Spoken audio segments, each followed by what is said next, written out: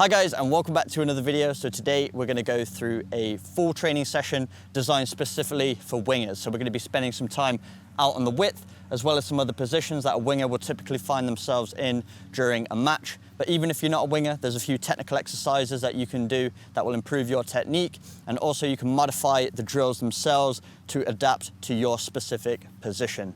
But just before we get into the warm-up, I want to say a huge thank you to Squarespace for sponsoring today's video. Squarespace is where I built my website, 7mlctraining.com. And from websites to analytics to marketing tools, they're the all-in-one place to grow your online presence and manage your business. But let's get warmed up.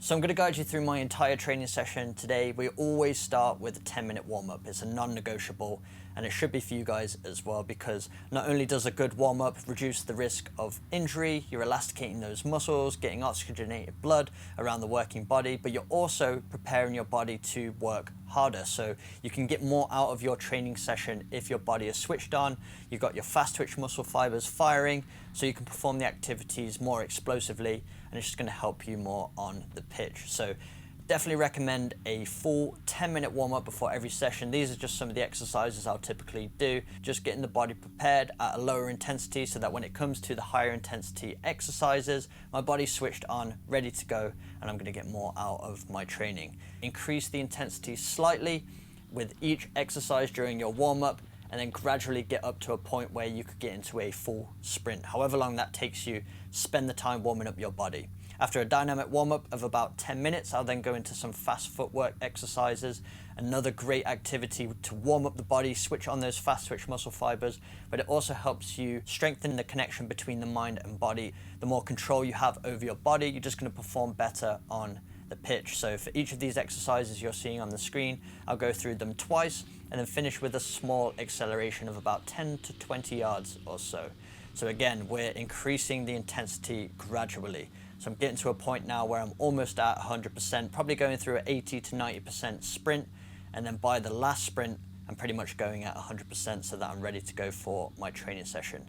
So go through a few different footwork exercises, increase that coordination, and it's just going to serve you on the pitch. After some fast footwork, I then went into some basic juggling exercises.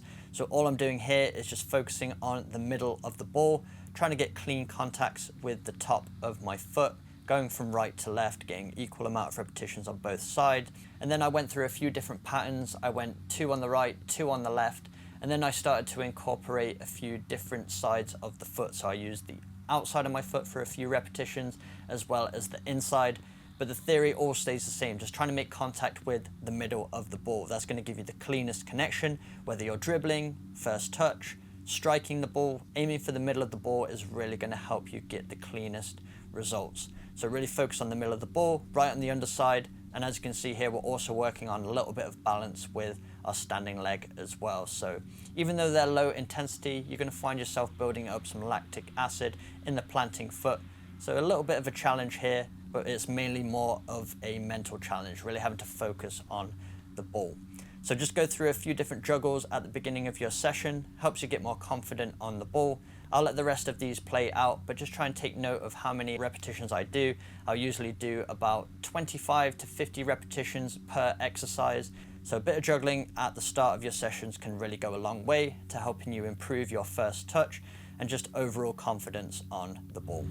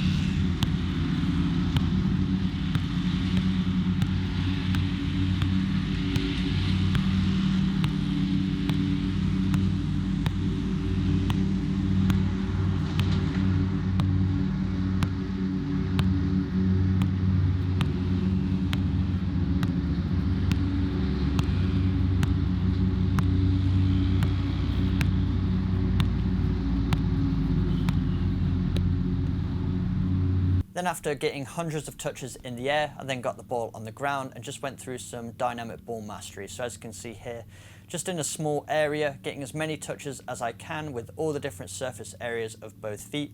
This is completely freestyle. I went for about 20 seconds without stopping, rest for 10 to 20 seconds, and then repeated it 3 times, just doing whatever comes to mind. There's no rules, just being expressive with the ball, trying out a few different moves, seeing how it reacts off the different surface areas of my foot, and just trying to keep it close to the body. This is a really fun activity and can really help you increase your confidence on the ball with no parameters. And then I went into my first dribbling exercise directly after that. So as you can see here, place down some cones diagonally, maybe about 2 or 3 steps apart between them. And then I'm just performing a ball mastery skill each time I reach the cone. So trying to change direction with the ball, keep full control over it in a tight space, and move to the next cone. So I would recommend working on 2 to 3 skills and trying to master those instead of having a library of 20 to 30 skills that you haven't really mastered. Being efficient, that you can perform at speed with 2 to 3 moves, is going to be more valuable. So just work on a few different exercises here, whatever comes to mind, whatever you naturally would do. And then at the end there, I've placed down a mannequin. You could put down a shoe, a cone, whatever you have, and then just perform a 1v1 move and push the ball out and accelerate slightly. So I like to call this exercise the wing wizard drill, just working on a few winger skills that you might typically perform during a match, manipulating the ball with all the different surface areas of both feet. For this particular exercise, I went through 6 repetitions, and then I moved into the next exercise, which was a little bit more match specific for wingers. So this is the setup. I'm placing down a bench here just to act as a rebounder, almost like I'm receiving the ball from a central midfielder. If you don't have a rebounder, you don't have to include this element. You could get a training partner to just feed the ball into you. But after I receive the ball, I'm just dribbling directly at the mannequin. Just a little hesitation, then pushing the ball out of my feet at a 45-degree angle, and then I'm crossing the ball in. So I've placed 2 lacrosse goals between the 6-yard box and the penalty spot. This is a very dangerous area to cross the ball into. A lot of goals are scored in this zone, so that's the area I'm aiming for. And I'm varying up between whipping the ball along the ground as well as getting the ball in the air, because both are going to be valuable depending on the situation that you're in. Sometimes you need to get it on the ground if you can bend it behind the back four for your striker or opposite winger to just tap the ball in. And then sometimes you might have to get the ball in the air so they can compete for it with a header. So as you can see, just dribbling directly at the mannequin. With 1v1s, it's important to engage the defender first. So get used to dribbling directly at your opponent. That's going to force them into a decision, more likely to get them off balance, and you're more unpredictable that way. If they start to cheat to that one side you were going to take the ball, you can easily cut it to the opposite side, cross it in, or strike it with your left foot. So make sure you're dribbling directly at your target. If you don't have a mannequin, just place down a cone so you have a target area to dribble towards, and then cut the ball 45 degrees, and with your next touch try and get the ball into the box. So for this crossing exercise, I went through 3 rounds of crossing the ball from out wide, so just pushing the ball and then getting that cross in early. And then I did 2 final rounds of dribbling the ball to the goal line. So as you'll see here, same start, so engaging that defender, but then I'm dribbling the ball to the goal line and crossing it along the ground. So sometimes in a match, your winger or your striker won't yet be in the box, so you need to buy a little bit more time. So dribbling to the goal line is a great way to allow that time for them to run in. And then once you get there, you can really get your head up, find your target for an easy tap in. Sometimes you'll see wingers getting the cross in early from out wide, and then other times you'll see them dribbling to the goal line. So it's important to work on both. So just be explosive. Once you get past your defender, dribble quickly to the goal line and then get that cross off along the ground. Cutting it back is usually the best option, because the defenders that are tracking back, it will go against their body's momentum, and it's a lot easier for your striker or even a midfielder at the top of the box running in for an easy tap in. So 5 rounds of crossing in total, 3 rounds getting the ball in early, and then 2 rounds of getting the ball along the ground from the goal line.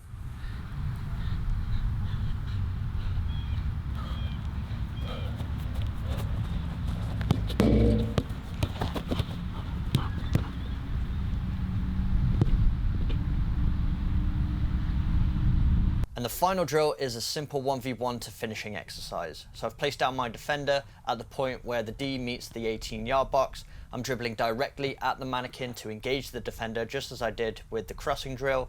And then I'm performing a slight body feint and then pushing the ball to the side of the defender and then accelerating immediately, changing speed, and then finishing either far post or high into the near top corner. These are the two positions that are most difficult for the goalkeeper to save in this scenario on the pitch. So very simple 1v1 activity here. We're working on dribbling at speed.